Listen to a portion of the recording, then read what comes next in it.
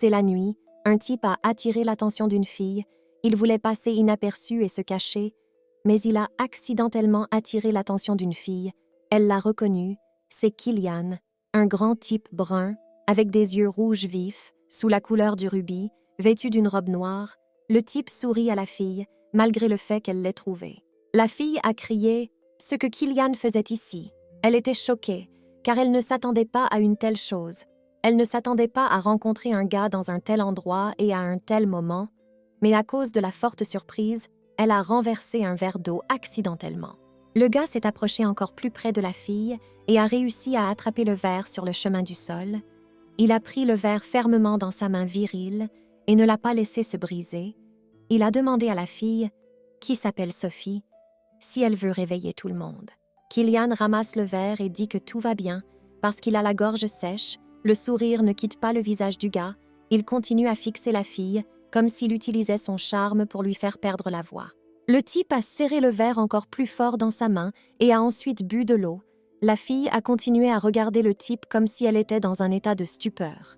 Plus tard, Sophie a regardé sa main, mais soudain elle a remarqué une énorme tache de sang sur sa paume et cela l'a effrayée. Elle avait peur pour sa vie et elle n'avait aucune idée de l'origine de cette tache de sang. La jeune fille a vraiment peur et commence à crier, appelant un médecin, quand soudain elle est saisie par la main de Killian qui lui enserre le poignet. Il s'est rapproché de la fille et à chaque seconde il se rapprochait de Sophie, un instant de plus, et leurs visages étaient aussi proches que possible. Leurs lèvres se touchaient et s'entrelaçaient dans un baiser incroyable. Le gars continuait à embrasser Sophie tout en la tenant fermement par le poignet. Après un long baiser, ils se sont éloignés l'un de l'autre.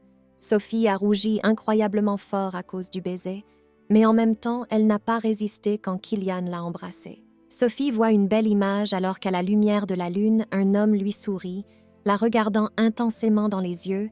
Son doux sourire ne peut laisser la fille indifférente, sauf qu'il lui a demandé d'oublier tout ce qu'elle a vu aujourd'hui. Cela a vraiment surpris la jeune fille.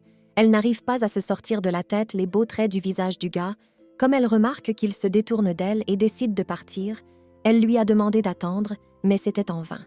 Sophie n'est pas à l'aise, avant qu'elle ne s'en rende compte. L'homme est parti, elle n'est plus elle-même, elle ne sait pas quoi faire, comment se comporter. Sophie avait des doutes, elle se trompait peut-être. Il n'est peut-être pas le personnage principal, pas le personnage masculin principal, c'était toutes ses illusions. Sophie imagine le type aux couleurs très différentes, avec du sang sur le visage et un sourire diabolique, qui tourne légèrement la tête dans sa direction et commence à observer la jeune fille de près. En ouvrant les yeux, la jeune fille aperçoit un plafond très étrange, à la fois étrange et familier, mais en même temps quelque peu étranger. La jeune fille se rendit compte de ce qui s'était passé. Elle était tellement excitée que cette histoire est l'une de ses préférées. Le seul hobby de la jeune fille est la lecture de nouvelles. Il y a quelques années, 100 ou 200 won lui ont donné du bonheur. Les nouvelles sont comme des boîtes de chocolat parce qu'on ne sait jamais lequel on va avoir.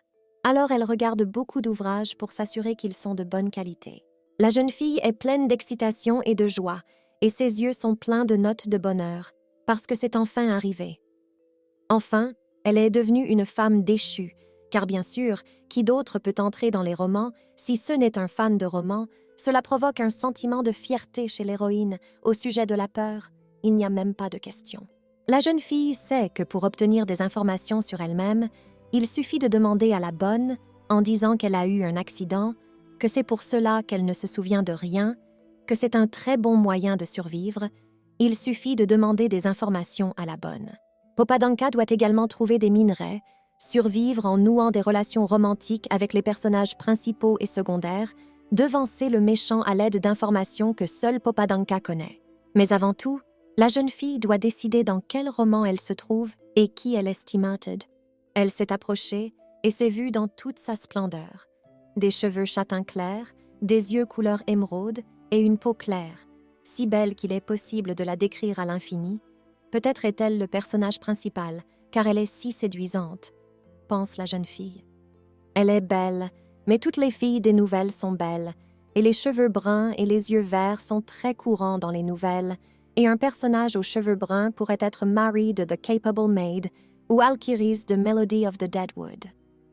Elle n'a aucune idée de qui elle est, Elle lit des centaines de romans par mois et ne se souvient donc pas de l'apparence des personnages. La jeune fille a besoin de plus d'indices, elle aimerait connaître le nom de l'héroïne, mais plus tard elle remarque certains détails. Plafond bas, lit grinçant, petite table, chaise inconfortable. Mais qu'en est-il de la grande propriété et des serviteurs ? Se demande-t-elle. Bien que cela se produise dans les romans d'amour, l'héroïne commence l'histoire dans la pauvreté et connaît une fin heureuse. Elle obtient une famille, un statut, un empire et un protagoniste. La jeune fille se rend compte que si elle attend, la femme de chambre viendra et lui expliquera tout, mais elle est rapide et ne peut pas attendre la femme de chambre. La jeune fille a pris une loupe dans ses mains comme un vrai détective. Elle a pu trouver le journal personnel de l'héroïne. La jeune fille prend le journal dans ses mains, se disant que plus son rôle est important, plus le journal doit être détaillé. La fille remarqua la lettre qui était à l'intérieur et commença à la lire. Elle regarda à qui la lettre était envoyée et vit l'inscription « Pour Kilian, archiduc Viprons-Rivlon ». La jeune fille supposa qu'il s'agissait d'un nom long et compliqué et qu'il devait donc s'agir du personnage masculin principal, qui d'autres pouvaient porter un tel nom et qui plus est un archiduc. De telles pensées mirent la jeune fille un peu mal à l'aise. Par décision de la famille impériale, lui et la jeune fille ont été condamnés à un mariage de convenance, mais elle ne l'a jamais vu et il semble qu'il l'évite délibérément, écrit la jeune fille, ajoutant qu'elle se rend compte qu'il peut être déçu par sa situation car il est un archiduc qui possède les territoires du Nord, mais qu'elle a besoin de ses fiançailles. La jeune fille a appris que l'héroïne Sophia Frauze et le héros Kilian Viprons-Rivlon, une fille détruite et l'archiduc froid du Nord, mais même si elle essaie de se souvenir du roman, elle ne se souvient pas. De tels noms se retrouvent souvent dans les romans, et la tournure de l'intrigue est plus qu'évidente. La jeune fille se calme, s'assoit pour méditer et essaie de comprendre ce qu'est ce roman. Des fiançailles sur ordre de la famille impériale, à l'aide desquelles son personnage voulait s'échapper du vieux grenier, et Kilian doit exécuter l'ordre de l'empereur. Il a accepté les fiançailles, mais ne communique pas avec sa fiancée. La première règle des romans d'amour est qu'une relation commence lorsque quelqu'un propose de divorcer ou de rompre les fiançailles. Après le comportement de Kilian, elle voudra certainement rompre les fiançailles, pensa la jeune fille. Et dans de telles circonstances, Kilian hurlera comme une bête que la jeune fille n'ira nulle part, qu'il tombera amoureux et que l'héroïne trouvera son véritable amour, que l'archiduc n'acceptera certainement pas de rompre les fiançailles. C'est ce sur quoi compte la protagoniste, Sophia renaissante. La jeune fille a ouvert la fenêtre et a crié fort pour que le marié l'attende, et c'est seulement à ce moment-là qu'elle a regretté ses conclusions hâtives. Sophia sait que les héroïnes de romans ne mangent rien d'autre que des desserts, mais là, c'est trop. Son corps est si faible qu'elle a du mal à se tenir debout. Est-elle sur le point de mourir ? Suggère la jeune fille. Puis elle voit une fille entrer dans la pièce. D'après son apparence et ses vêtements, on peut comprendre qu'il s'agit d'une femme de chambre. Il s'avère donc, comme l'a dit Sophie, que la première personne qu'elle rencontrera ici sera une femme de chambre. La servante demande ce que la jeune fille fait ici, puis lui apporte de la nourriture et lui demande de manger, mais ces plats, pour ne pas dire plus, ont frappé et n'ont pas plu à Sophia, même par leur apparence, que ce soit dans le super poivre ou la mouche, et le pain avec de la moisissure, a posé la question à la protagoniste. Sophia dit qu'elle a lu de nombreux romans dans lesquels les bonnes ignoraient parfois l'héroïne, puis la fille arrête la bonne avant qu'elle ne parte et lui demande son nom. La bonne répond à contre-cœur qu'elle s'appelle Jenny. Sophia demande à Jenny si elle veut dire que la jeune fille devrait le manger et elle répond que bien sûr, elle est responsable de la nourriture de Sophia. Elle ajoute ensuite qu'elle ne peut même pas croire que la jeune fille est fiancée à l'archiduc et demande à Sophia si elle pense que puisqu'ils sont fiancés, elle sera mieux traitée et respectée à cause de cela. La jeune fille se souvient qu'elle est condamnée avec Kilian, mais Sophia ne l'a jamais vu. Ils sont fiancés sur le papier, et à partir du moment des fiançailles, il s'est écoulé exactement 1 mois. Mais pendant tout ce temps, Kilian n'est jamais venu voir Sophia. Jenny dit que si elle veut être maîtresse, elle devrait l'épouser et vivre ensemble, mais elle doute fort que l'archiduc soit d'accord. La jeune fille croisa les bras sur sa poitrine, disant qu'elle était la maîtresse de Frauze County, et pourquoi la servante avait la conscience de l'humilier, mais la lettre ne disait pas pourquoi Sophia était malheureuse. Après ces mots, la servante a ri très fort, en se tenant le ventre. Elle était amusée que Sophia la prenne pour Froze, non pas parce qu'elle l'avait surnommée maîtresse. La jeune fille savait que la servante pourrait tout lui dire et lui demanda ce qui se passait. Elle répondit que c'était dommage parce que la maîtresse était trop gentille, sinon Sophia ne serait pas là. Sophia a perdu sa mère lorsqu'elle était enfant, sa belle-mère et son jeune frère l'ont harcelée jusqu'à la fin. Ce roman ressemble à Cendrillon, sauf que les belles-sœurs sont remplacées par un jeune frère. Jenny dit qu'elle sait.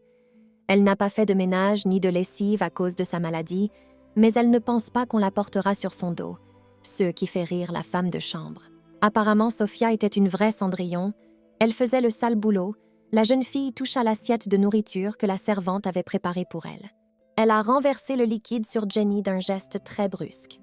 Elle a dit qu'elle avait raison, qu'elle le savait elle-même, mais la femme de chambre s'est mise à crier très fort. Qu'est-ce qu'elle fait? Comment peut-elle se permettre de faire une chose pareille? Elle demande si elle n'a pas été trop obéissante pendant tout ce temps et répond qu'elle n'avait pas à l'être.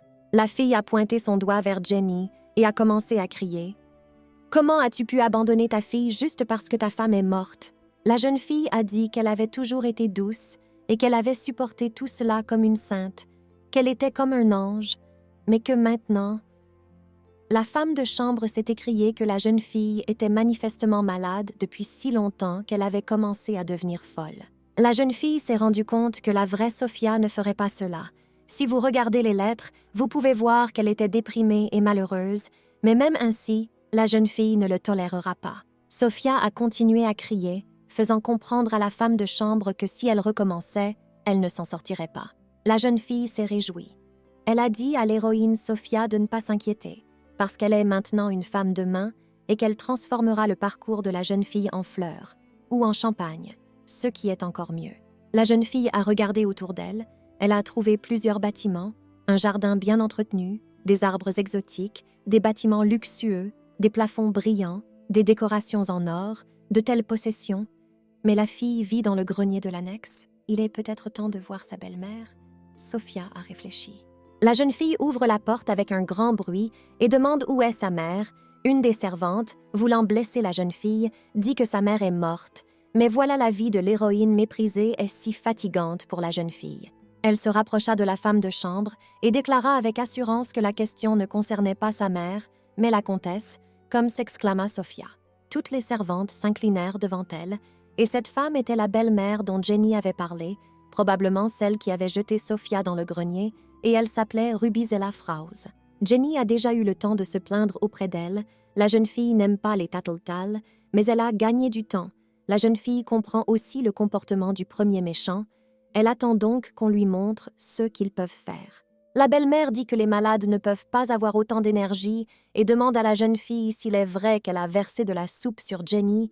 Elle regarde la jeune fille avec mépris et arrogance, ne la considérant pas du tout. Sophia explique qu'il ne s'agit pas de soupe, mais de déchets alimentaires, ce qui met la belle-mère très en colère. Elle demande « Est-ce ainsi que vous traitez notre pitié ?» Ce à quoi la jeune fille répond « Pitié n'est pas un mot à utiliser maintenant, mais plutôt haine, ce qui ne fait qu'accroître la colère de la femme, qui ne s'attendait manifestement pas à cela. » La fille a continué. Elle a dit qu'elle était vraiment malade. Mais comment pouvait-elle être guérie avec un tel régime? Il y avait des mouches dans la soupe. De telles absurdités allaient définitivement déshonorer leur comté. La fille a demandé s'ils pensèrent la même chose. Sophia dit qu'ils ont dû amener Jenny pour la punir. La femme est en colère. Elle ne tolère pas qu'on la traite ainsi, elle et ses enfants, et elle se met à frapper la jeune fille. Mais Sophia dit que sa belle-mère ne va pas la frapper. Elle est un peu distante de sa belle-mère. Elle a déclaré qu'elle aimerait changer de chambre, car le grenier est chaud en été et très froid en hiver. Elle a demandé s'il y avait de la place pour elle dans cette grande propriété. La marâtre a crié très fort sur la fille, dire qu'elle est complètement nue. Elle a fait un engagement avec l'archiduc et maintenant elle est autorisée. Et la fille a seulement dit qu'un membre de la famille Fraus veut vivre dans le comté de Fraus. Est-ce de l'impudence?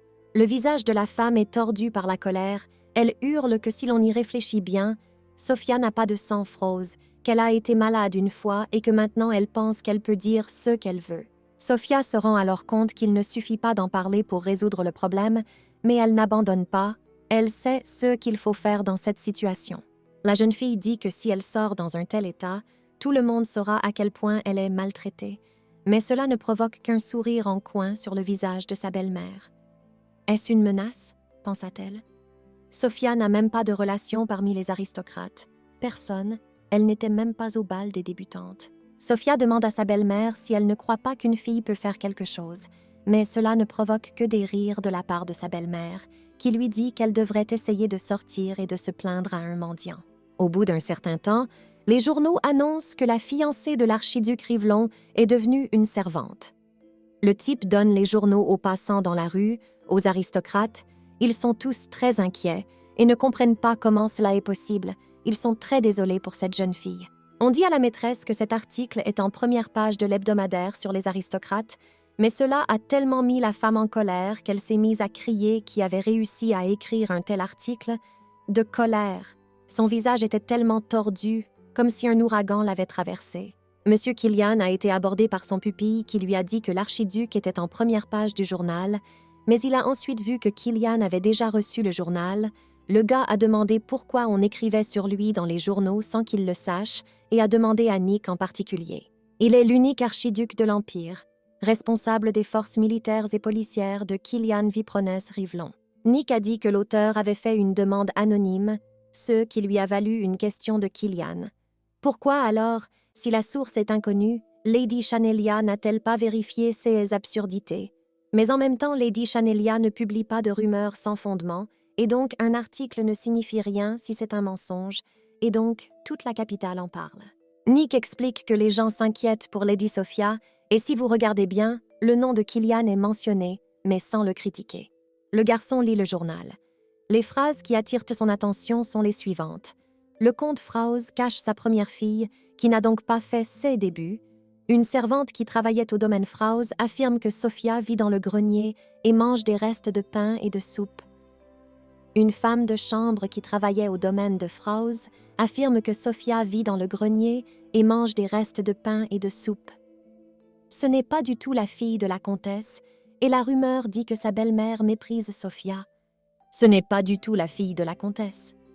Madame Mou a vu la fille du comte, elle était minable et très prudente avec les autres. Le garçon y réfléchit, il lui semble qu'il a été écrit pour attaquer le comté de Froze.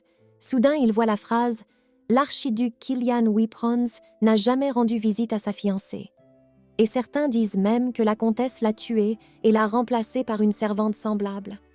Les gens sont comme des animaux à qui on a jeté un morceau de viande. Killian se dit qu'il n'a pas voulu y prêter attention.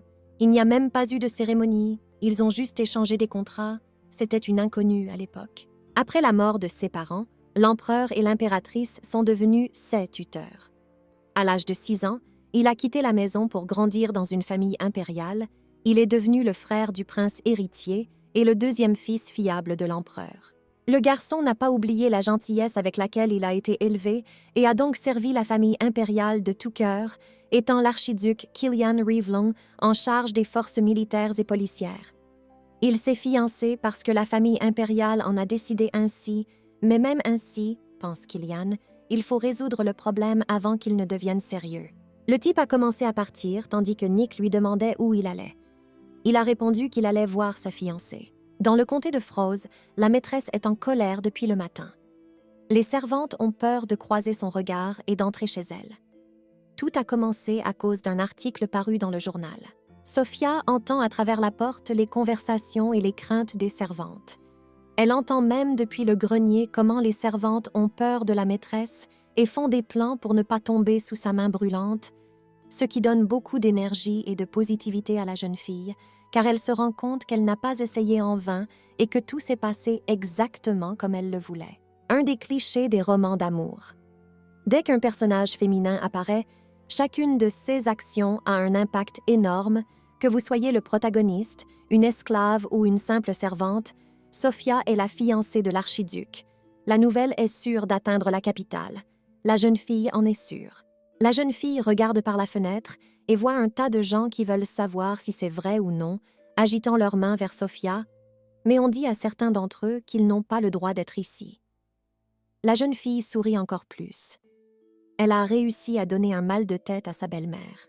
La jeune fille est heureuse. Toute la capitale est au courant de ces événements. Alors si le comté de Froze se soucie de l'opinion publique, il devrait être prudent avec elle. La jeune fille sait que tout ne sera pas résolu immédiatement, mais c'est devenu un problème discuté et maintenant le marié va devoir déménager. Car soudain, la jeune fille a vu une calèche par la fenêtre et les cheveux noirs du gars. Est-ce vraiment... La jeune fille poussa un cri en voyant Killian. Si c'est bien son fiancé, pensa-t-elle. Des cheveux plus noirs que la nuit et des yeux aussi rouges que des rubis. L'image d'un homme solitaire. Sophia ressentit soudain une douleur dans la poitrine à sa simple vue. Elle n'est même pas surprise. Que le personnage principal soit un archiduc du Nord jaloux, aux cheveux noirs, un visage qu'elle notera sans aucun doute de 10 points, tant il est beau. La jeune fille sait qu'il faut rapidement lui proposer de rompre ses fiançailles pour qu'il tombe amoureux d'elle. Et Sophia est sûre que c'est ici que commence l'intrigue principale du roman. Monsieur Killian a été accueilli et on lui a demandé le but de sa visite, mais il a répondu qu'il allait voir sa fiancée. La jeune fille continue de regarder son mari à travers la fenêtre. Elle reconnaît son nom et se rend compte que, même d'ici, on peut voir qu'il est le personnage masculin principal. Un homme qui a grandi dans une famille impériale, un archiduc occupant une position élevée dans la société, il est en bons termes avec le prince héritier. Mais surtout Killian est bien élevé et juste. Il ne court pas après les femmes. Sophia a entendu dire que beaucoup d'aristocrates aimèrent l'archiduc. Mais cet homme, heureusement pour Sophia, est son fiancé. La fille a remarqué que le gars la regardait par la fenêtre. Elle a rougi quand ils se sont regardés et son cœur s'est mis à battre encore plus vite. Elle a détourné le regard, mais a immédiatement commencé à s'en vouloir, ne comprenant pas pourquoi elle l'avait fait. Une servante s'approche de la jeune fille et lui dit de se changer avant de rencontrer Monsieur Killian, car il serait inconvenant qu'elle sorte avec lui dans cet état. La jeune fille a choisi une robe convenable, pensant que le monsieur aimerait certainement qu'elle laisse son dos exposé. Jenny, à la demande de la jeune fille, l'aide à mettre la robe. Sophia a bien sûr mal, mais la servante lui dit simplement qu'elle est contente de l'aider et que si la robe est trop ample, tout le monde verra la cicatrice qu'elle a dans le dos. La jeune fille ne sait pas de quoi il s'agit, de quel genre de cicatrice il s'agit. En se regardant dans le miroir et en voyant une horrible grande cicatrice dans son dos, elle se demande à quel point l'enfance a dû être terrible pour avoir une si mauvaise cicatrice dans le dos de l'aristocrate. La femme de chambre a demandé à la jeune fille de s'asseoir, car elle doit coiffer la dame et voilà, quelques touches et l'image de la jeune fille est prête. Sophie s'est regardée et a commencé à comparer son apparence avec celle des aristocrates, car ils se ressemblent beaucoup. Elle a dit de sa voix qu'elle avait beaucoup de chance d'être fiancée à l'archiduc, après quoi Sophie s'est tournée vers la femme de chambre et lui a demandé si elle était jalouse, car Jenny avait un air si mécontent sur son visage. La servante cria à la jeune fille de sortir rapidement, car son Altesse l'attendait. Elle sortit de la chambre et se précipita immédiatement en présence de l'archiduc. Sophia est sortie, mais ne s'attendait pas à ce que l'archiduc soit là si rapidement. La jeune fille sait que l'archiduc du Nord est toujours en mouvement, mais le comte et la comtesse ont essayé de lui cacher qu'elle vivait dans le grenier. Comment l'a-t-il su alors? Sophia se sent très gênée qu'il soit entré chez elle de cette façon. Sophia dit que son Altesse est très impolie et qu'avant d'entrer dans la chambre d'une fille, il faut frapper. Le gars s'excuse en disant que la porte s'est ouverte avant qu'il n'entre. En outre, il a ajouté qu'il n'appellerait pas ce grenier la chambre d'une fille, et Sophia a demandé comment il avait réussi à arriver ici, puisque les femmes de chambre ne l'auraient pas laissé faire. Killian répond que la jeune fille a raison, qu'elle lui a vraiment causé des problèmes et qu'il voulait juste parler à sa fiancée seule à seule. Il regarde aussi Jenny et dit qu'il pense qu'ils interfèrent. Elle dit immédiatement qu'elle comprend et s'en va. Le gars demande à la fille la permission d'entrer dans sa chambre. La fille dit que c'est un endroit terrible et l'archiduc est d'accord, mais il ne dit rien de plus. Voilà le genre de personnes que sont les archiducs du Nord. L'homme demande si Sophia a lu le journal de Lady Channelia et dit que des rumeurs circulent partout sur le fait qu'elle est une domestique, et il ne sait pas qui l'a écrit et avec quelle intention. La jeune fille a été surprise et a demandé à l'archiduc de préciser s'il s'agissait vraiment d'elle. La jeune fille a dit à l'archiduc qu'elle l'avait elle-même signalé, parce que le type lui-même pouvait observer les circonstances de la dame et qu'elle voulait changer la situation, et elle a mentionné le nom de l'archiduc pour que les gens commencent à lire l'article, parce que personne ne serait intéressé par la lecture d'un article ayant pour titre « La pauvre Sophia Froze habite dans le grenier ». Les aristocrates ne connaissent pas Sophia, Mais Kilian Viprones Rivlon, l'homme le plus séduisant de l'Empire, parce qu'il est sûr de provoquer des rumeurs, parce qu'à une époque où l'offre est pléthorique, il ne peut se faire remarquer que par la provocation. L'homme demande « C'est pour cela que tu as menti en disant que tu étais devenue domestique ?» La fille répond qu'à cause de l'article, elle a enfin pu voir son fiancé. La jeune fille dit qu'elle espère que ces rumeurs feront changer sa famille. Son père doit prouver à tous qu'elle n'est pas une servante s'il veut maintenir les fiançailles entre eux. Le garçon demande ce qui se passerait s'il en avait entendu parler et décidait de rompre les fiançailles. La fille répond qu'il n'y a rien à faire, qu'il faut rompre les fiançailles. L'homme lui demande si elle est sérieuse. Sophia lui répond que si cela se produit, elle pourrait être jetée sur le toit ou même dans la rue. L'archiduc du Nord est donc fort, mais à la vue d'une fille sans défense, il s'affaiblit, ce qui est un comportement habituel. Sophia demande à l'archiduc s'il veut rompre les fiançailles et lui dit que s'il le fait, elle doit le prévenir à l'avance, car elle risque d'être chassée de la maison. Elle doit donc se préparer, c'est-à-dire vendre tous ses biens précieux et vérifier si elle a des terrains. La jeune fille pense que Kilian se rend compte à quel point elle est attentionnée et qu'il devrait être surpris par son comportement. Bien sûr, il ne veut pas rompre les fiançailles. La jeune fille voulait juste lui faire peur. La jeune fille ne l'écoutera pas s'il la violente, parce qu'elle est une jeune fille piégée qui peut survivre dans la dure vie moderne. Kilian demande ce qui se passerait si la rumeur devenait incontrôlable. Il est difficile de prouver qu'elle n'est pas une domestique. Puis le type demande si la fille admettra qu'elle a menti à tout le monde. Elle le nie, elle sera morte. Tout le monde sur le domaine sait qu'elle est une domestique. Ils peuvent ainsi confirmer la véracité de l'article, car il est très facile de publier un article provenant d'une source anonyme. Le gars croisa les bras sur sa poitrine et se mit à penser à cette fille. Il pensait que c'était juste une fille qui ne connaissait rien au monde, mais elle a réussi à le surprendre. Kilian rapporte qu'il a entendu quelque chose de différent à propos de la jeune fille et que cela l'intéresse. Il dit qu'il a entendu dire qu'elle était faible, indécise et craintive, et la jeune fille est d'accord pour dire que c'est la description parfaite pour quelqu'un qui vit dans un grenier. Peut-être que la vraie Sophia était comme ça, pensa la jeune fille. Elle n'aurait pas résisté, même si Jenny lui avait apporté de la soupe avec des mouches dedans, et qu'une personne ne peut pas être en bonne santé dans des conditions aussi horribles. La jeune fille dit qu'elle espérait qu'il aimerait la vraie Sophia. Kilian a dit qu'il comprenait, qu'il avait compris que Sophia n'était pas faite pour cet endroit. Il s'est respectueusement penché, a pris la main de la jeune fille et l'a invitée à venir avec lui dans un endroit qui lui conviendrait. L'homme est accueilli par la belle-mère et les domestiques de la jeune fille, qui lui crient où il emmène Sophia et demandent à l'archiduc d'attendre, car ils n'ont pas le temps de parler, ce à quoi il répond qu'il a déjà parlé à sa fiancée. L'homme a commencé à crier de tout leur raconter, parce que cela les concerne aussi, après quoi l'homme a sérieusement crié que tous ceux qui étaient dans l'article d'aujourd'hui étaient un mensonge, que ce n'était que des absurdités, que Kilian ne devait pas croire ces personnes fictives. Kilian dit qu'il espère qu'ils feront tout ce qu'ils peuvent pour laver cette honte, et alors le gars lui tourne le dos et demande si ce n'est pas vrai. Alors pourquoi sa fiancée vit dans les chambres de bonne? Il dit qu'ils auraient dû s'en occuper pour qu'il n'y ait pas de malentendu. Le type veut être seul avec sa fiancée. Il s'assurera que Sophia dîne pour qu'il n'ait pas à attendre, a-t-il poursuivi. Il a dit qu'à leur retour, il espérait ne pas avoir à l'emmener dans le grenier, laissant entendre qu'il l'installerait dans une chambre normale. La jeune fille admire le type pour avoir pris sa défense. Elle pense au fait que lorsqu'elle a demandé un changement de chambre, elle a été giflée et que l'archiduc n'a pas eu à se répéter. C'est comme s'ils avaient peur de lui. Monsieur Kilian a tendu la main à la jeune fille, puis l'a prise et lui a dit que maintenant il n'interviendrait plus et qu'il était temps de partir. Ses manières sont si naturelles, comme prévu, il est le personnage principal. Mais Sophia a même eu la chair de poule sur sa peau. Kilian et Sophia sont assis dans la calèche. La jeune fille vérifie avec celui où il mange. Kilian lui dit qu'à l'atelier, c'est là que la jeune fille a commencé à rayonner de joie, car c'est l'événement principal de nombreux romans. Elle imagine que le Seigneur achète tout et elle commence à s'habiller, à essayer différents vêtements.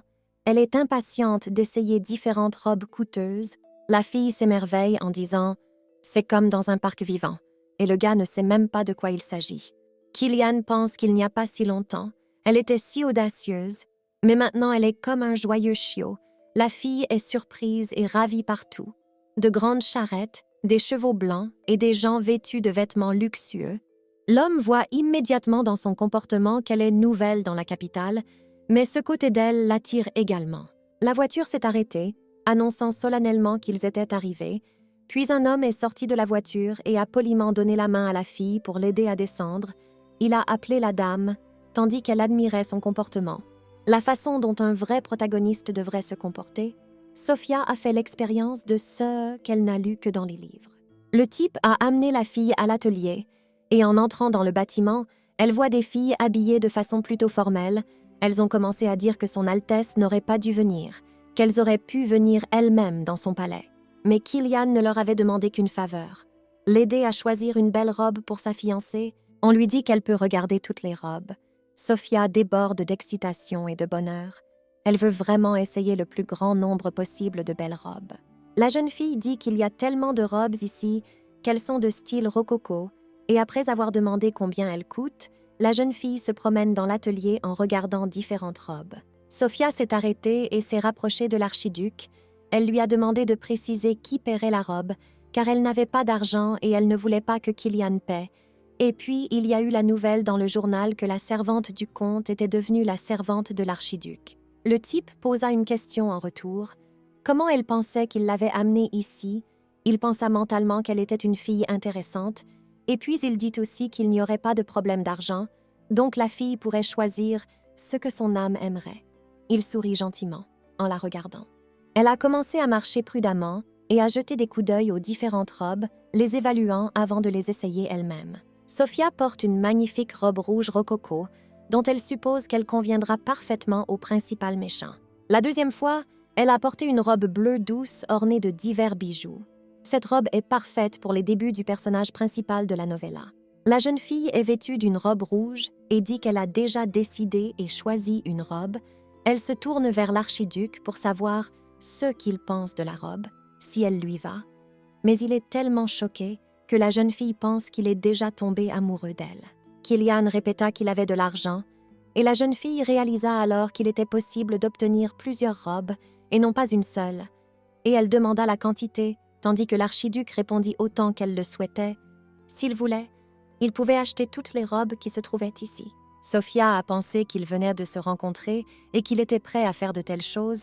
Elle l'a remercié du fond du cœur, le qualifiant d'homme merveilleux. La jeune fille a acheté une robe et a déjà quitté l'atelier. Elle pense que dans cette robe rouge vif, elle ressemble au personnage principal du roman. Le monsieur lui demande de venir dans la voiture et d'attendre qu'il paie sa robe. Elle accepte et va dans la voiture. Lorsque la jeune fille entend une femme crier « voleur » et appeler à l'aide, elle voit l'image d'un homme pas très jeune qui lui vole quelque chose d'important, un événement obligatoire sur la route. Le voleur s'approche de la jeune fille, la menace d'un couteau et lui dit de s'en aller. Dans son esprit, la jeune fille comprend qu'elle doit s'occuper de ce voleur, car sa capture augmentera la sympathie des paysans. Elle est le personnage principal, même si elle a dû subir les mauvais traitements de sa belle-mère, mais elle ne laissera jamais souffrir des innocents. La jeune fille a pris un balai qui se trouvait à proximité et a frappé le voleur juste entre les jambes, de sorte qu'il a trébuché et est même tombé par terre. Elle dit à l'homme de laisser tomber le sac, mais au fond d'elle, elle se félicite qu'un statisticien soit incapable de vaincre le personnage principal. Elle sait que si elle l'attrape, les gens l'aimeront et le personnage masculin secondaire admirera sa bravoure et son courage. Mais ses pensées sont interrompues par un voleur qui se lève en appelant la jeune fille d'un mot obscène. Il l'attaque avec un couteau. Au dernier moment, Sophia bloque son cou avec son balai. Elle semble être arrivée à temps. Mais la jeune fille se rend compte que ses mains sont faibles maintenant, parce que Sophia est malade. Et si elle doit mourir, ce n'est pas un événement ordinaire. C'est peut-être la cause de sa mort. La jeune fille ferme les yeux, imaginant une situation terrible, où elle est allongée à l'hôpital et où le médecin dit qu'à cause de la blessure causée par le voleur, elle va mourir. Elle ouvrit brusquement le regard, car elle sentit qu'elle était rejointe par M. Killian, qui saisit la main du voleur, ne lui permettant pas de toucher Sophia d'un doigt, et maintint la jeune fille pour qu'elle ne tombe pas accidentellement. Killian a dit que c'était très imprudent, et pourquoi en général de tels criminels existent encore, son contact avec Sophia l'a gênée et l'a fait rougir dans une certaine mesure. L'homme, avec des mouvements rapides et habiles, a plaqué le voleur au sol et a intercepté sa main et a commencé à la tenir. en lui serrant les mains de manière à ce qu'il ne puisse pas bouger de l'endroit où il se trouvait. Kilian est abordé par des personnes qui doivent être en charge de l'ordre dans la ville. Il leur demande pourquoi ce perdant marche encore dans la rue et il s'excuse. Monsieur Kilian prend la main de la jeune fille et lui demande si elle va bien. Sophia répond que oui, elle va bien. Seulement, elle a ressenti une petite douleur dans son corps affaibli et est tombée, puis l'archiduc s'est redressé pour que la jeune fille tombe sur lui. Sophia touche la poitrine de l'archiduc avec sa paume et rougit beaucoup. Serrant la poitrine ferme et gonflée de l'homme à travers ses vêtements, l'homme voit son visage rougi et lui demande si tout va bien. La fille répond oui, tout va bien pour elle. « Elle était juste étourdie », dit la jeune fille, puis elle entendit Kilian appeler un garde pour qu'il signale au service compétent que le voleur avait été attrapé. Cet homme dirige les forces militaires et policières de la famille impériale, l'archiduc Rivelon. Les gens disent que dès qu'il a pris ce poste, la ville est devenue beaucoup plus sûre, car il agit toujours de manière équitable. Sophia se rend compte que, puisqu'il dirige l'armée et la police et qu'il est aimé par le peuple, c'est aussi un signe certain qu'il s'agit d'un protagoniste. Elle peut maintenant être sûre qu'elle ne se trompe pas. Cet homme est un vrai protagoniste. La fille dit que Kilian aimerait la sortir et demande où. Le gars se demande comment elle l'a eu, et Sophia explique que Monsieur Archduke est un homme occupé et qu'il ne l'emmènerait pas faire du shopping juste comme ça. Sophia a continué à expliquer que tout cela arrivait maintenant à cause de l'article, qu'il était venu voir comment les choses étaient vraiment, qu'il avait trouvé la fille, qu'il avait appris la vérité et qu'il voulait maintenant trouver l'auteur de l'article. L'homme est surpris par sa perspicacité, mais confirme tout ce qu'elle a dit plus tôt, car la fille a raison dans ses suppositions. L'archiduc sourit, regarde la jeune fille droit dans les yeux et lui dit qu'il est peut-être temps de montrer à tout le monde qu'elle n'est pas une servante. Kilian et Sophia sont entrés dans le domaine de la duchesse de Chanelia, tous deux vêtus de façon inégalée, la jeune fille se sentant comme une véritable aristocrate dans une telle robe. Maintenant, dans le domaine de la duchesse qui a écrit l'article, il y a un banquet, elle a tellement de temps à faire, c'est incroyable. Mais le banquet maintenant ne sera pas un obstacle, il peut être utilisé au contraire en sa faveur. Le majordome demande à son Altesse qui est la jeune fille qui se tient à côté de lui et il présente sa fiancée Sophia Froese. On entend des gens discuter de la jeune fille. Ils l'ont reconnue comme la femme de chambre du journal. Les gens la voient devant eux pour la première fois en personne. La duchesse Chanelia s'approche d'eux. Blonde aux yeux bleus et vêtue d'une robe blanche foncée avec de nombreux nœuds, elle dit qu'elle va leur donner un siège et les laisse attendre un peu. Sophia a chuchoté à l'archiduc pour lui demander s'il était invité. Il a répondu par la négative. Elle a poursuivi son interrogatoire en lui demandant s'ils étaient là pour se battre. Il a répondu qu'ils étaient juste là pour discuter. Sophia a crié plus fort que c'était la même chose. La duchesse Chanelia s'adresse alors à eux, leur dit qu'ils doivent attendre et leur demande de se rendre au banquet. Ils se sont tous assis à table. La duchesse a préparé un délicieux thé aromatique. Elle l'a pris par l'anse de la tasse et en a bu une gorgée. Puis le silence a été rompu par Monsieur Kilian, qui a demandé à la duchesse si son article d'aujourd'hui l'avait beaucoup impressionnée. Mais pourquoi ne vérifie-t-elle pas les données avant d'écrire un article? Et comment s'assurer de la fiabilité de ces informations? La duchesse dit que la question de savoir si la jeune fille est une servante est la réponse évidente du comte Froese, poursuit-elle. Et elle ne voulait pas obtenir cette réponse. Alors elle s'est adressée aux aristocrates pour obtenir des informations. Ils ont dit que Lady Sophia ne pouvait pas faire ses débuts parce qu'elle était très malade et avait des problèmes de santé. Elle était si malade qu'elle n'est pas allée au bal des débutantes. Mais même ainsi, aucun des médecins n'est allé l'examiner. Quelqu'un a vu Sophia faire du sale boulot. Elle nettoyait et frottait les sols, mais malgré cela, il y a des incohérences et des moments étranges dans les informations qu'elle a reçues. La duchesse a regardé vers la jeune fille. Elle lui a suggéré de poser quelques questions puisqu'elles étaient déjà venues à elle. La première question était de savoir s'il s'agissait bien de Sophia Froese. La duchesse avait déjà tiré sa conclusion et, après avoir vérifié les informations, la duchesse était d'avis que Sophia n'était pas traitée comme une domestique. Elle était bel et bien une domestique. La jeune fille se dit que si cela affectait sa réputation, elle serait finie, mais il était temps de mettre son plan à exécution. Elle répondit donc que la duchesse avait raison, qu'elle n'était vraiment pas chez le médecin et qu'elle faisait la lessive, car sa belle-mère voulait que son aristocrate comprenne comment vivent les gens ordinaires, de sorte que les gens comprennent mal tout ce qui se passe. Sophia a pleuré. disant que sa belle-mère n'en avait pas assez et l'avait envoyée vivre dans le grenier. Mais toutes ces paroles ont surpris la duchesse. Elle ne s'attendait pas à ce que Rubizella fasse une chose pareille. La jeune fille poursuit l'histoire. Son père lui a tourné le dos lorsqu'il a découvert l'apparence de sa belle-mère. Peut-être est-ce parce qu'elle n'est pas encore très sage. La jeune fille raisonne à voix haute. Sophia dit d'un ton un peu plus haut que c'est parce qu'elle n'est pas utile. C'est pour cela qu'elle est considérée comme une servante. La jeune fille se couvre le visage de ses mains, jouant son rôle. La jeune fille pleure et demande si la duchesse la considère aussi comme une servante, et cette dernière répond non. Mais avant qu'elle n'ait pu prononcer les mots, la pièce organisée par Sophia se poursuit. Son père est devenu complètement différent lorsqu'il s'est marié pour la seconde fois. Il ne s'est plus intéressé à Sophia après l'apparition de la belle-mère. Son père n'aimait que son jeune frère, et c'est comme si elle avait cessé d'exister dans leur maison. La duchesse est très choquée et touchée par cette histoire. Elle demande à la jeune fille si ce qu'elle vient de raconter est vrai. Sophia est heureuse d'avoir réussi à obtenir une réaction de la duchesse. La duchesse Chanelia a toujours été responsable des commérages dans la société, mais soudain la comtesse Rubizella Fraus et ses complices sont apparus et ont commencé à utiliser sa richesse pour attirer les admirateurs de la duchesse Chanelia, de sorte qu'ils sont devenus des ennemis dans la société des aristocrates. C'est ce qui a été écrit dans le journal de Sophia Fraus. La duchesse déclare qu'elle ne pensait même pas que cela se produisait dans le comté de Fraus. Les horribles ragots sur la famille Fraus sont manifestement à son goût. Sophia continue de jouer pour le public, les yeux larmoyants et les lèvres légèrement tremblantes, en disant que sans la duchesse, elle vivrait encore dans le grenier, montrant ainsi sa gratitude envers Lady Chanelia. La duchesse a fait apparaître le protagoniste et a fait connaître le nom de Sophia Fraus. La jeune fille a le sentiment d'avoir provoqué des malentendus. Mais d'un autre côté, la duchesse elle-même a certainement voulu écrire un article pour déshonorer Rubizella. La duchesse ne peut pas publier d'article sans preuve, mais en raison de sa relation avec Rubizella, dès qu'elle a reçu un message de Sophia, elle a immédiatement enquêté et écrit un article. La duchesse se sent coupable et s'excuse d'avoir publié cet article, mais la jeune fille essuie ses larmes et dit que ce n'est pas grave, que c'est seulement grâce à cet article qu'elle est sortie de son grenier et qu'elle est maintenant assise ici.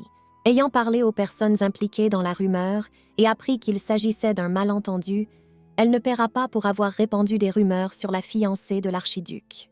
La duchesse dit à Sophia Fraus qu'elle veillera à clarifier la situation dans le prochain numéro du journal, qu'elle écrira un article explicatif et qu'ainsi la réputation de la pauvre épouse de l'archiduc sera préservée, que seul Rubizella et le comte Fraus apparaîtront sous un mauvais jour, que l'article sur Sophia Fraus, qui est considérée comme une servante, fera comprendre à tout le monde qu'elle est simplement gardée au grenier et que ce sera un début très médiatisé. C'est là son véritable objectif, car le protagoniste d'un roman romantique apparaît toujours sous un jour radieux. Sophia a remercié la duchesse pour sa compréhension tout en continuant à jouer son rôle. Kilian et Sophia quittent le manoir de la duchesse. Le garçon regarde attentivement la jeune fille et lui demande si elle va bien. Sophia répond qu'on ne peut pas être aussi crédule. Sophia dit à Kilian qu'elle fait semblant. Il ne comprend pas comment et lui demande si tout ce qu'elle dit est un mensonge. La jeune fille répond que non, que c'est vrai, mais que les larmes, elle montre son joli visage, les larmes sont fausses. La jeune fille comprend Sophia. Elle a eu une vie difficile. Tout le monde l'opprimait et l'opprimait. Elle était obligée de faire le ménage comme une bonne. Mais dans le monde du roman, elle a du courage, parce qu'elle est maintenant le personnage principal. À la fin, Sophia sera heureuse. Kilian clarifie. La fille n'a-t-elle pas dit que les gens se ficheraient que la vérité sur sa famille soit révélée? La fille a répondu que oui. Mais maintenant la situation a changé. Elle est au centre de l'attention. Mais mentionner son nom n'est pas suffisant pour attirer l'attention, parce que chaque chose est en son temps. Monsieur Kilian s'est rendu dans la salle à manger de la propriété de la duchesse de Chanelia et a été accueilli par un domestique qui s'est dit surpris de voir le nom de l'archiduc dans le journal.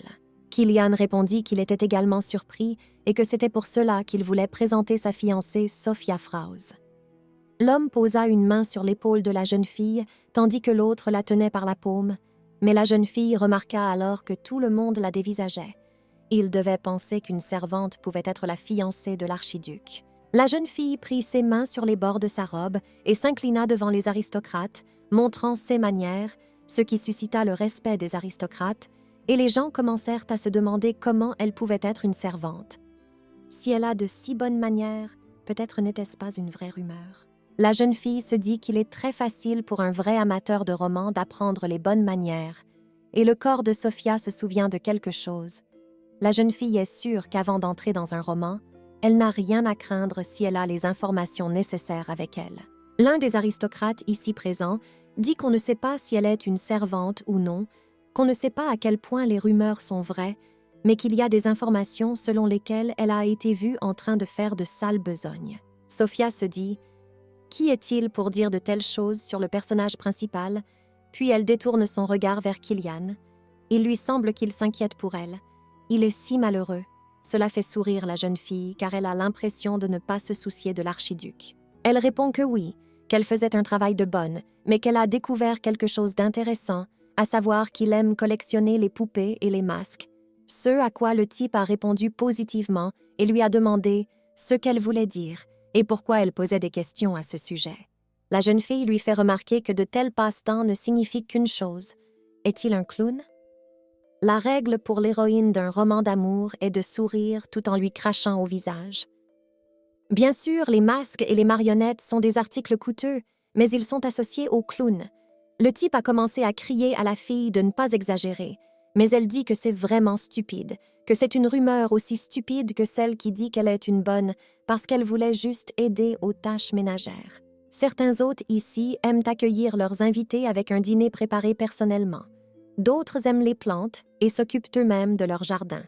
Et il est idiot d'appeler ces personnes non pas de vrais aristocrates, mais des cuisiniers et des jardiniers, a déclaré la jeune fille. De plus, la duchesse Chanelia s'est personnellement excusée auprès de Sophia, et si cette rumeur se propage à nouveau, elle ne sait pas comment elles pourront se regarder dans les yeux.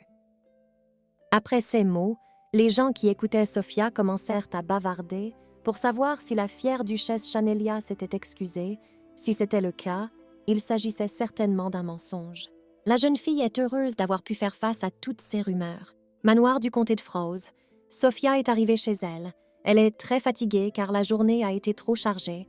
Elle touche la poignée de la porte en pensant qu'on lui donnera une autre chambre comme elle l'a demandé. C'est lui qui a le plus opprimé et maltraité la jeune fille. Il a dit que la jeune fille était arrivée en retard et a demandé où elle avait trouvé une robe aussi chère si elle avait été achetée par le descendant de l'empereur. Ian Froze se tient devant la jeune fille et la regarde de haut. La jeune fille doutait que le garçon puisse être le frère cadet de Sophia Froze, car il n'y avait que 2 ans de différence entre eux. Le comte s'était marié pour la 2e fois lorsque Sophia avait 7 ans. Nous pouvons supposer que Rubizella avait été une maîtresse pendant son premier mariage et dès que la dernière comtesse est morte, le comte l'a ramenée à la maison. Ian est également devenu un membre de la famille. Peut-être que le fils du comte s'inquiétait que sa mère soit une maîtresse et qu'il se défoulait sur Sophia. Mais pourquoi Ian était-il rentré à la maison aujourd'hui? À 14 ans, Ian est devenu le plus jeune chevalier de Ruckteiner, le chevalier le plus haut gradé de l'Empire. Une fois qu'il est devenu chevalier, il peut quitter la maison pendant des mois. Mais Jenny a dit que Ian pourrait revenir à la maison la semaine prochaine, mais il est déjà là. Il a montré un article de journal. Il a dit que son jouet faisait sensation et qu'il devait absolument le célébrer. Ian prit la jeune fille par le menton comme s'il s'agissait de son chiot, mais Sophia n'avait pas le moins du monde peur. Elle pensait qu'il voulait paraître si menaçant à 19 ans. Et il disait que sa sœur était son jouet. Elle aurait donné une leçon à son frère il y a bien longtemps. La fille a repoussé la main de son frère et lui a crié de ne pas la toucher, ce qui a provoqué une vague de confusion et de contradiction dans l'esprit de Ian.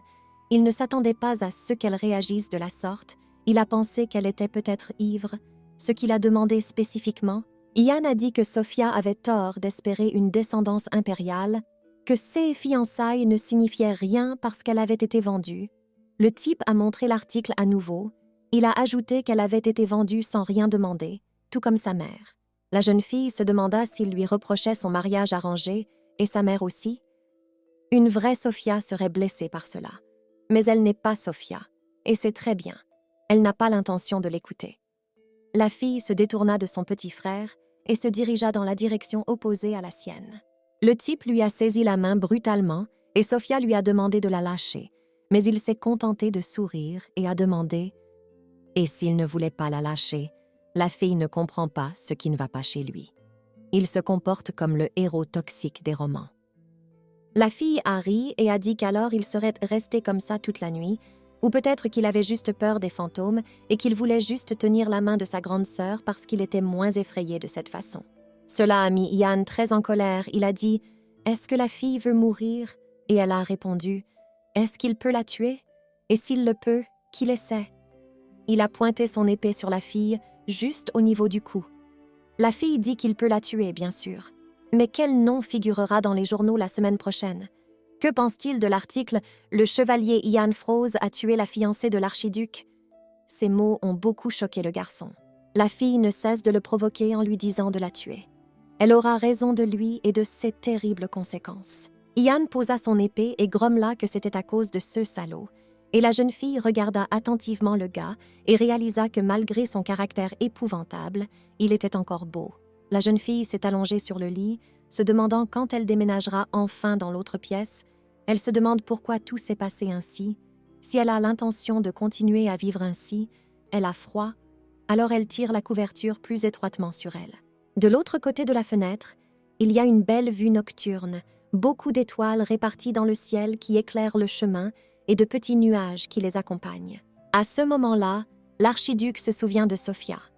Il pense que c'était tellement imprudent, mais en même temps, elle ne voulait pas laisser des innocents souffrir, son visage perplexe, la façon dont elle peut persuader, elle est vraiment intelligente, même très intelligente. Le gars sourit en continuant à se rappeler l'image de cette fille. On lui a demandé s'il en avait fini avec les rumeurs. Il a répondu par l'affirmative. Il ne veut pas encore rompre les fiançailles.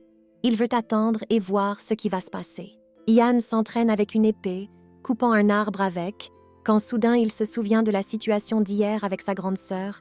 Il ne comprend pas ce qui lui est arrivé. Elle a grandi si vite, c'est comme si elle avait changé en un jour.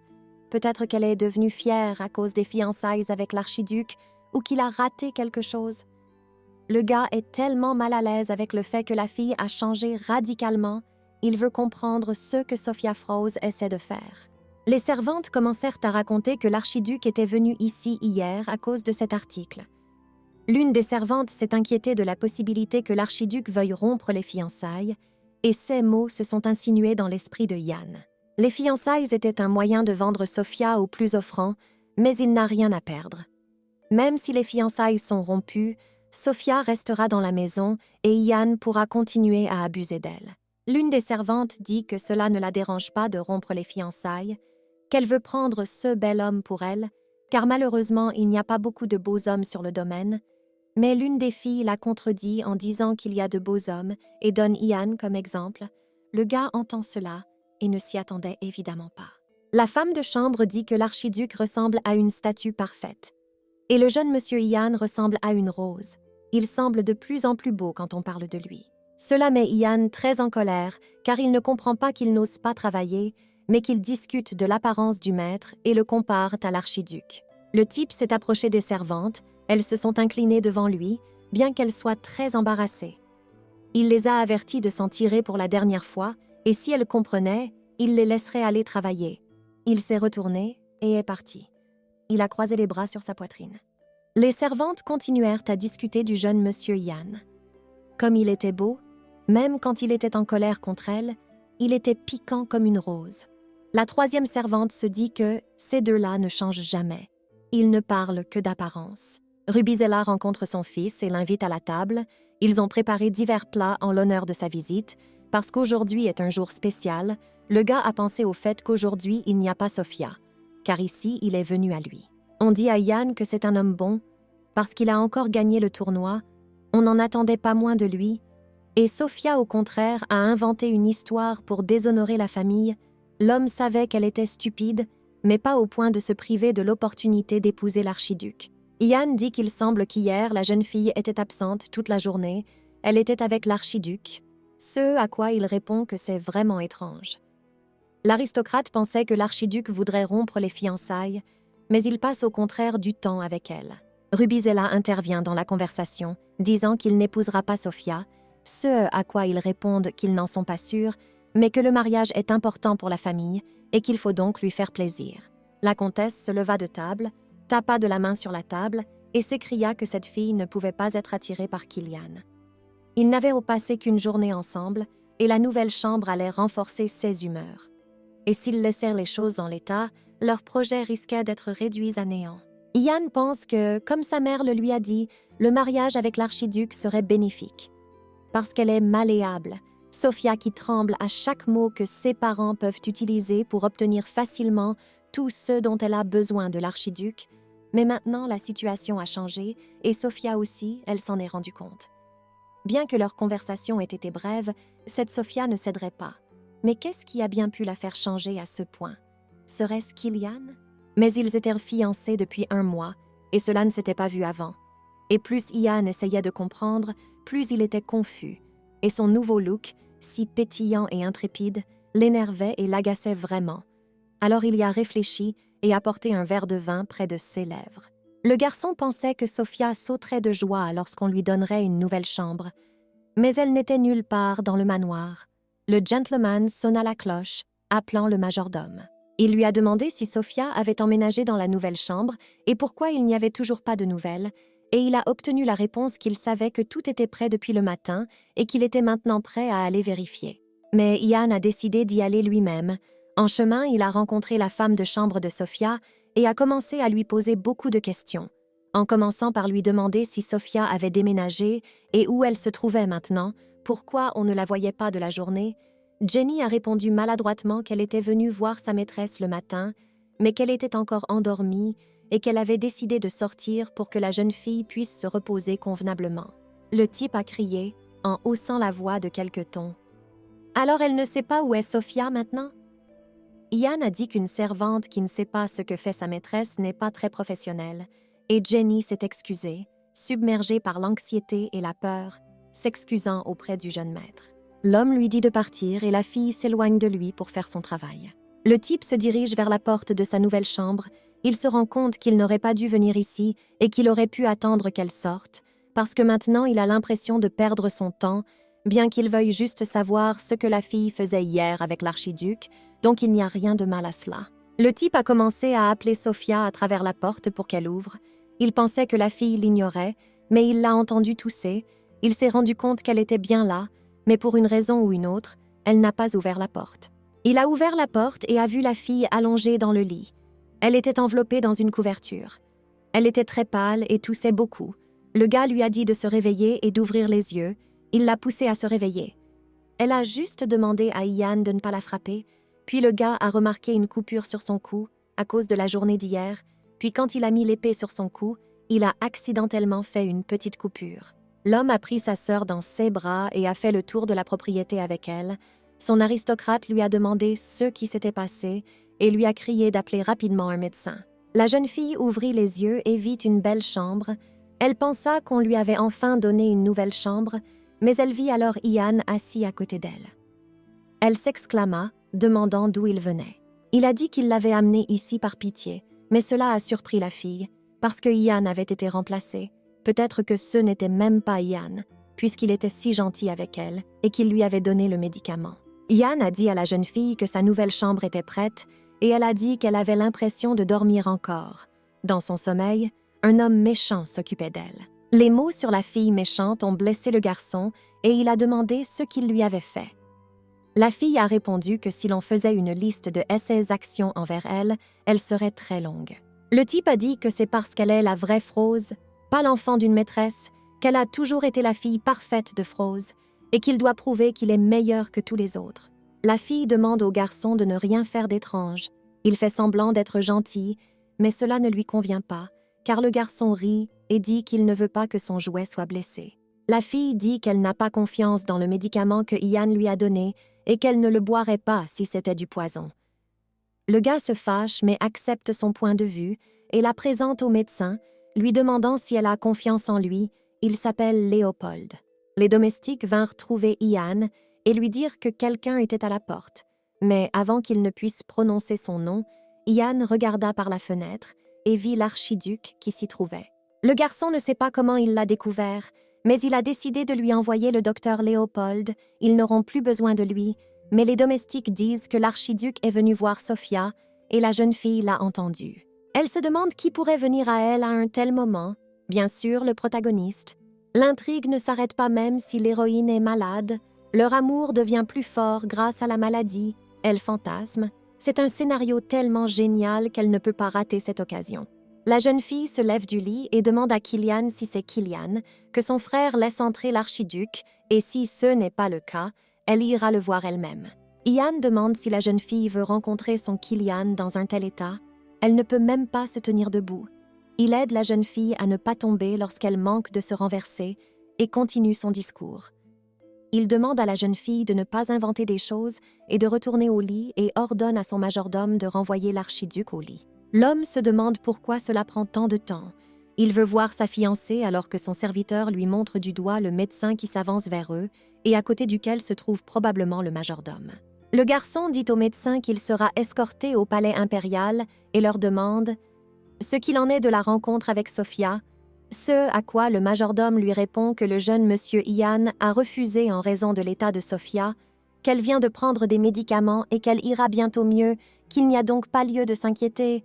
Le majordome rassure l'archiduc. Le type a regardé par la fenêtre et a vu Jan Froese qui regardait derrière la fenêtre au lieu d'aller vers lui, et à en juger par son regard, il n'aime pas l'archiduc. Puis le type a dit au majordome qu'il avait besoin de voir par lui-même. Il était inquiet parce qu'elle était malade après avoir passé toute la journée avec lui. Le garçon fit quelques pas en avant, malgré le fait qu'on lui refusait une visite, puis il fut accueilli par Ian Froese. Le garçon dit qu'il ne s'était pas vu depuis longtemps et il semble que le comte Froese ne soit pas à la maison en ce moment. Il ne l'aurait pas renvoyé avec l'aide du majordome. Ian dit que Sophia ne va pas bien et que l'archiduc le sait. C'est pourquoi il ne peut pas la voir et peut-être que son père aurait pris la même décision. Kilian sait que c'est un mensonge parce que le comte l'aurait traîné par les cheveux jusqu'à la porte juste pour le voir. Il aurait voulu connaître les détails des rumeurs. Mais ce type n'a pas fait ça. Il n'a pas cédé. Ian a décidé de la protéger. Mais Kilian ne sait pas si le type s'en rend compte. Le gars a posé une question. La fille ne voulait-elle pas le voir? Il a obtenu le silence en réponse. Parce qu'il a compris que c'était la décision de Ian et qu'il n'avait donc aucune raison de reculer. Kilian dit qu'il doit s'assurer que sa fiancée est en bonne santé et demande à Ian de s'écarter du chemin, mais ce dernier se contente de sourire et de dire que c'est une honte et qu'il ne va pas le laisser aller plus loin. Le gars dit que ce n'est pas grave parce qu'il a l'habitude de se débrouiller seul, et même s'il doit le faire, il est prêt à se battre contre Ian. Ian dit qu'il le regrettera et qu'il est prêt à prendre l'épée, et Kilian dit qu'il ne le saura pas tant qu'ils ne l'auront pas essayé. La situation est très tendue, ils sont au bord d'une véritable bataille. Ian a perdu de vue Kilian et l'a cherché. Peut-être était-il déjà rentré, peut-être avait-il monté les escaliers par là. Ian a vu l'archiduc et s'est précipité vers lui. Il essaya d'attraper le garçon en sautant en hauteur, devançant Ian. Il sauta vers la porte. Ian ne s'attendait pas à ce que l'archiduc soit si rapide. Sophia se demandait si Kilian avait été laissé entrer, où il se trouvait maintenant. Si on ne l'avait pas laissé entrer et qu'il avait simplement trébuché, quel genre de héros il était devenu après cela. Soudain, elle a vu un homme juste devant elle qui lui a demandé comment Sophia se sentait, si elle allait bien. La jeune fille a réalisé qu'il avait vaincu Ian et, en son fort intérieur, elle s'est sentie fière de Kilian. Même si elle s'attendait à cela de la part du personnage principal, la jeune fille a répondu qu'après avoir pris des médicaments, elle se sentait un peu mieux. Le garçon s'excuse auprès de la dame, car il est coupable de l'avoir fatiguée hier. La fille est heureuse car elle est contente que Kilian s'inquiète pour elle. Elle sourit et dit que tout va bien. Grâce à l'archiduc, elle s'est beaucoup amusée. Kilian sourit et dit qu'il en est heureux. Puis la jeune fille lui demande comment il sait qu'elle est ici maintenant et qu'elle est très malade.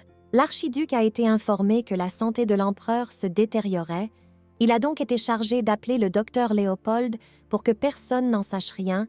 Et c'est alors qu'il a appris que le docteur Léopold la soignait ici. La jeune fille s'est rendue compte que le docteur était une personne assez célèbre.